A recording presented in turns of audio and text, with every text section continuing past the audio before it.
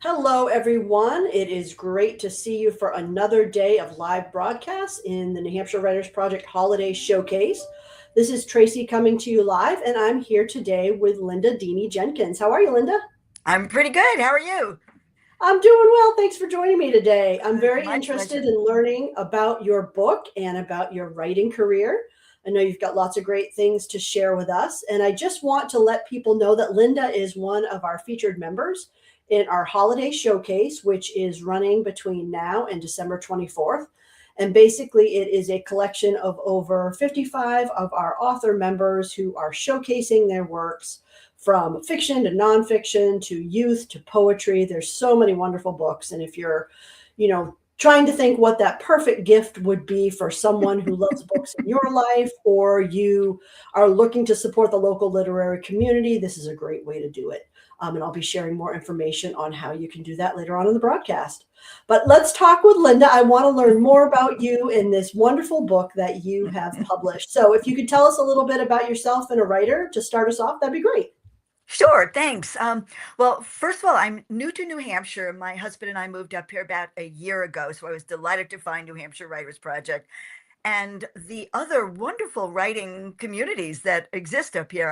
I had no idea. We moved from the Boston area, which is filled with all kinds of things, and so yay! I'm happy to be here. I've been a writer basically all my life. I wrote my first miserable poem when I was 8 years old, and I started publishing in 2009 on a personal basis. I was a corporate writer for many years, did all kinds of financial and human resources writing, but and I had poems published here and there in literary journals. But I published my first book in at the end of 1996, I believe. I have three books published. Each of them is a what they call a mixed genre book, a hybrid book, poetry and essays. And I've been moving more towards essays and memoir as I get older, which I think maybe happens. I don't know. But the last two books were really deal with travel and Italy.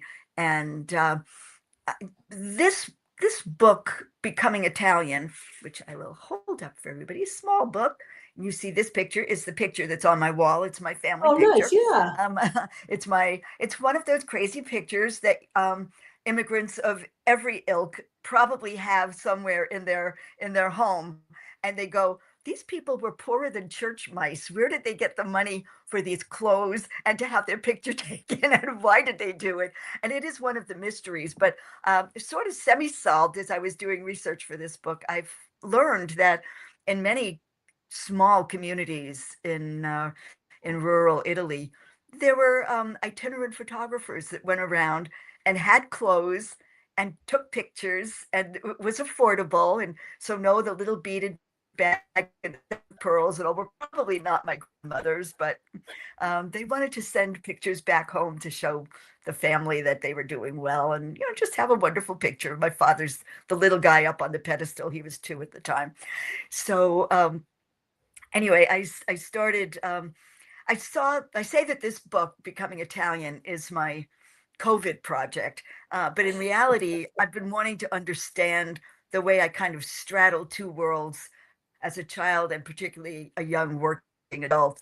And I was uncomfortable in both roles at the time.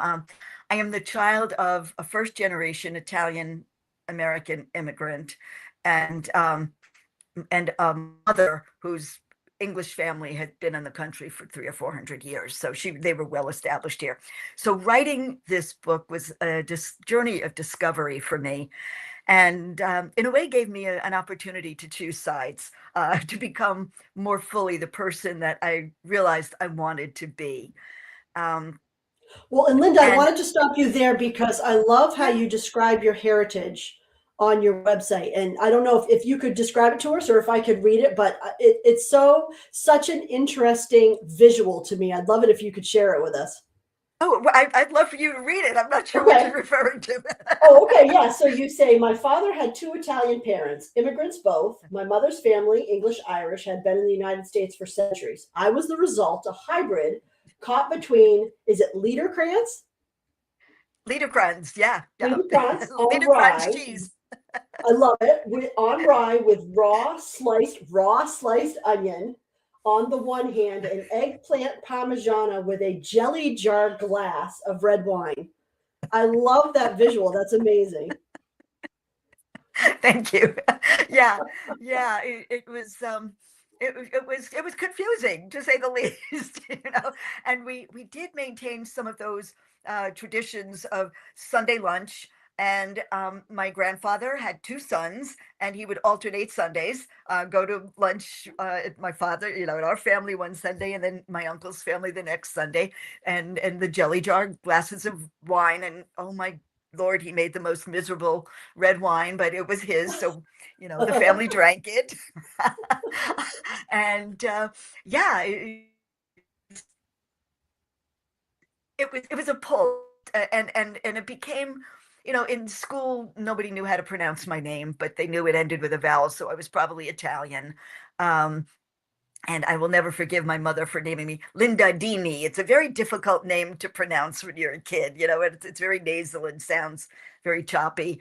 And then I found out, of course, the only name she had considered when she was pregnant was Richard, and that wasn't going to work out. So yeah, I became Linda because everybody in 1949, everybody loved Linda Darnell, the actress. So I was named after Linda Darnell. But I don't know. I think I'm on a tangent here. Well, let's talk a little bit about what is one of your favorite passages or moments in the book, maybe something that you could share with us. Okay, and people ask, what is this? What's a mixed genre book? And so I think, it's a little memoir, it's a little accessible poetry, nothing to be afraid of, and I hope lots of humor, and I hope some very relatable stories along the way. So I'm going to read something that will surprise my friends, if there are any friends out here who are watching. But my husband always asked me why. My husband has an English father and an English American mother, and so he said, "Why do you relate to your Italian family instead of your English family? You're half and half." I mean, I don't understand. So I wrote this little 9-line poem for him called Ancestry. Not clotted cream or leg of lamb, not goose or pudding, but lasagna and eggplant and mini sfogliatelle.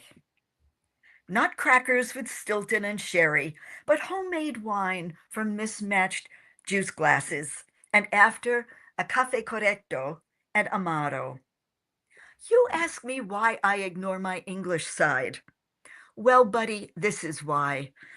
A big juicy meatball trumps a dry, crumbly scone every time. I love it.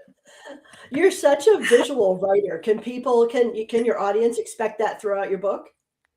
I hope so. Yes. I again, as being trained as a business writer and someone who had to synthesize difficult information, obscure information for the messes. I'm very aware of in my writing of trying to be as clear and communicative as possible. And it's interesting. I did 3 summers at the Breadloaf Writers Conference in Middlebury, Vermont, when I was younger, and they were wonderful experiences. But my first year, first day, we all got there on the corridor, and everybody's swapping manuscripts so we can see, who the competition is, and I had given, I think inadvertently, my manuscript to one of the fellows there, who lived on our corridor, and she came back to me and she said, "I like what you've written, but you have to make it," and the misused word is hers, not mine. "You have to make it more obtuse." And I went, "What do you mean?" She said, It's too easy. It's too easy. You have to make it more difficult for people to." And I just, whoops, time out. I've lost you. Yep, we're There you having a are. little bit of yeah, we're having a little bit of Hello. bandwidth tech problems today. I'm not sure. Okay. Yeah. Well, they may last or they may not. Let's hope they're all over.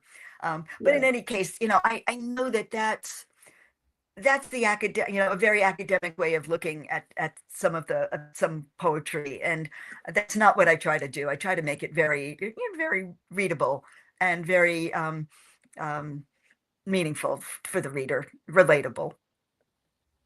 Yeah, I love that. And if you are just joining us, we are talking with Linda Dini Jenkins today, who is the author of Becoming Italian, Chapter and Verse from an Italian American Girl. And she is one of the featured members in our holiday showcase, which you can learn more about at the web address below on the ticker on your screen, nhwritersproject.org.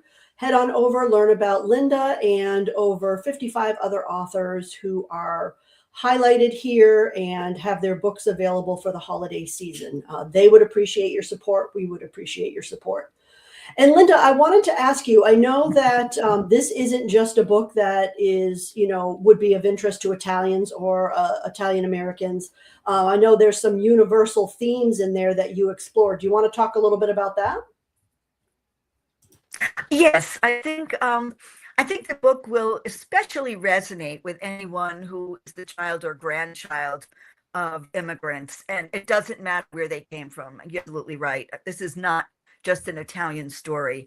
I believe the immigrant story of struggle and assimilation, and in the ideal world, success is a universal one. So I don't think it matters if you're not Italian. I think you will still gain something from it, from the stories. Yeah, and I would agree too. And just going through your website, just your style of writing and how visual of a writer you are, that really appeals to me because I'm a visual learner, and anyone who writes in a visual way like you do usually catches my attention really quickly. So I love your style. And Thank you. when did this book actually come out? When was it published? It was published. I had to publish it. It was a little bit of a rush publication in the fall of 2023 because I had been invited by I don't know if this is, well, it is well known, but the Salem Athenaeum has a Salem Literary Festival every fall, and I had been invited to be on a panel of three other Italian writers on kind of ethnic writing, and it was a wonderful experience. And you had to have your book published. So my first book, or second book, Up at the Villa, but the first book that dealt with Italy was also featured, but it was really Becoming Italian was the one that they were most interested in featuring. So it's been out for 2 years now. Okay, and that was your first book. My Yeah, second, the wonderful. first one, the Second book. first one's Okay. out of print, so I don't talk about it very much because Oh, nobody can okay. get it. Oh, okay. I wasn't sure if that was your debut novel or not. So. Yeah, no. Well, I've really enjoyed talking with you today, Linda. This has been so informational, and I'm so glad that you're one of the featured members in our holiday showcase. If you do want to learn more information about Linda, you can go directly to her website at lindadinijenkins.com. It's right there on your screen. You can learn more about her and her other books that she mentioned. And before we part ways, Linda, anything additional you want to share with our audience? Well, buy books as gifts. I think books make great gifts, and there's something out there for everybody, whether they're into nonfiction, fiction, poetry, fantasy, science fiction, history. Please support your local authors, particularly. I think it's so important. We're up against some really big websites that everybody loves to hate, and really big authors who deserve but don't necessarily need your support. And so I'm all for buying books by your local authors and supporting them, supporting us. Agreed, and I And echo that sentiment. yeah, it's really important. And I think stay tuned. I'm sure we've all got some interesting projects coming up. I'm working with another Italian American writer to do a series of panels and presentations. I have another chapbook coming out in the spring where, we keep busy. We keep busy. Yeah, I would say so. That's great. Sounds like, yeah, you're moving and grooving here as we go into 2026. Yeah, That's amazing. exactly. Well, thank you very much, everyone, for watching. We had Barbara watching us as well. She says, bravo, great interview, Linda. Thanks, Hi, Barbara, Barbara. for, yeah, we appreciate the support. And again, Linda, thank you for being my guest today. I'm grateful for your time. I hope everyone has a wonderful holiday and stay connected. We'll see you in 2026. Take care, Thank you. everyone. Thanks, Tracy. Happy holidays.